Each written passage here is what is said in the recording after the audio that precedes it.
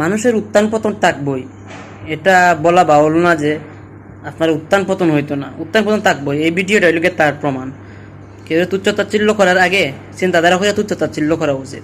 শেষ পর্যন্ত দেখুন, দেখলে বুঝতে পারবেন।